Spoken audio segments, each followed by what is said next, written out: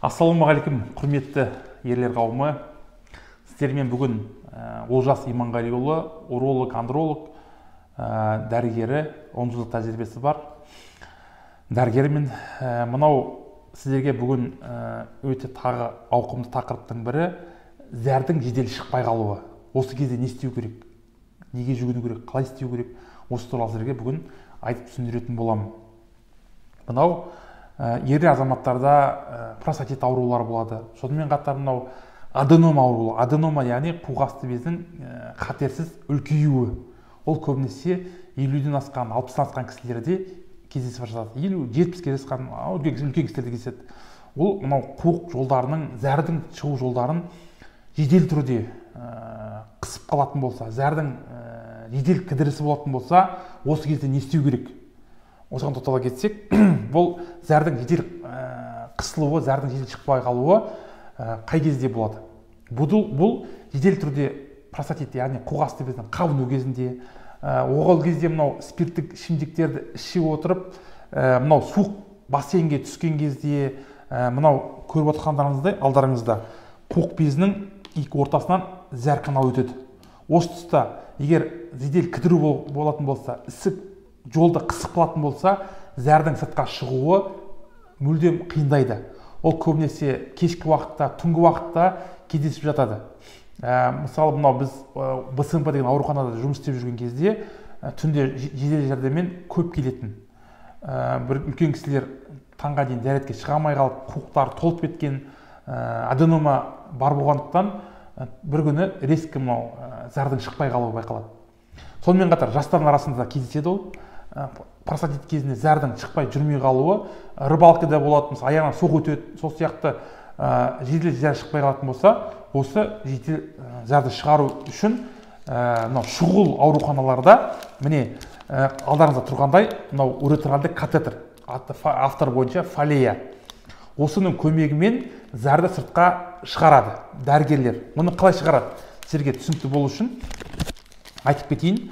Бұл фалея катетерді бірінші стерильді түрде мынау приемный покой, яғни қабылдау бөлімінде жұмыс істейтін дәрігерлер болсын, мүмкін мынау поликлиникада жұмыс істейтін дәрігерлер болсын, алғашқы көмек көрсетеді. Бұл катетерді салу үшін өзінің техникасы бар.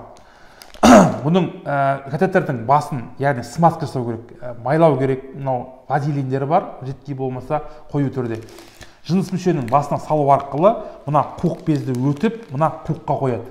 Осы қуыққа салу арқылы қуықта жиналған зәрді сыртқа шығару мақсатында осы катетерді қолданады. Бұны қолдану барысында әртүрлі қиындықтар туындауы мүмкін. Бұл қалай десеңіздер, өйткені қуық асты безінен зәрдің өтпеу, болмаса мынау бұрын операция болған кісілерде болатын болса, структура болады. Яғни структура деген каналдың тарылып қалуы. Ол кезде бұл катетер сіздерде өтпеуі мүмкін. Әрине, ол кезде мынау шұғыл ауруханада жұмыс істейтін әріптестеріміз тракар деген, яғни қуықты үстінен тесу арқылы зәрді сыртқа шығарады. Егер бұл өтпейтін болса катетер. Әрине, ешқандай операция болмаған, структура болмайтын болса, бұл катетердің көмегі зәрді сыртқа шығаруға көмегін тигізеді. Ондай науқастар кездеседі, болған бізде. Осы катетер арқылы мынау жедел зәрдің шықпай қалуын алдын алып көмегін тигізеді. Бұл неден шықпай қалады? Сұрақ туындайды. Бірінші очередь бұл қуғасты безінің қабыну, яғни простатит кезінде асқынған болса, екінші аденома кезінде шықпай қалады. Аденома кезінде, яғни бездің көлемі үлкейіп кетеді, өзінің размерден 4 есе 5 есе үлкейіп кететін болса, зәр жолын қысып қалған кезде резко осы зәрдің шықпай қалуы болады. Бұл қандай асқынуларға алып барады? Бұл егер зәр жиі шықпайтын болса, созылмалы түрге өтіп кететін болса, үлкен кісілер шыдап жүре беруі мүмкін, өйткені айтуға ұялуы мүмкін, келіні бар, баласын айтуға ұялуы мүмкін. Соған байланысты бұл бүйректі құртады. Өйткені қарап отырсаңыздар, екі жақтан бүйректен кеп қуыққа құйылатын жер. Осы жерде давление жоғарылайтын болса, зәр қалып кете беретін болса, жиі қараңыздар, қуықтың сыйымдылығы мысалы жарты литр болатын болса, бұл өзінің көлемінен 2 есе 3 есе үлкейіп кетеді. Бұл кеңуі арқылы зәр жолдарын зақымдайды. Сонымен қатар бүйрекке де нагрузка болады. Яғни бүйрекке де бүйректің ішкі қысымының жоғарылауы, гидронефроздарға алып баруы мүмкін, несеп ағарлардан кеңейіп кетуі, осыларға алып баруы мүмкін. Соған байланысты бұны асқындырмайтын жолдарды іздеп әрқашан жүру керек. Оған байланысты мынау қуқасты безін әбден мынау суықтанудан қорғау керек. Және де мынау аденома кезінде тиісті дәрі-дәрмектерді дәрігердің тағайындауымен қабылдау керек. Болмаса алдын алу шараларын жүргізу керек. Спортпен шұғылдану керек. Мынау жылыстау керек айтқан кезде. Жылыстау арқылы қуық бездерін сіздер қорғай аласыздар. Соған байланысты мынау зәрдің ел шықпай қалу кезіндегі алғашқы көмекте мынау сіздерге фолия катетер туралы сіздерге түсінікті болды деп ойлаймын. Бүгінгі видеом сіздерге ұнаған болса, астына өз пікірлеріңізді жазып кетіңіздер.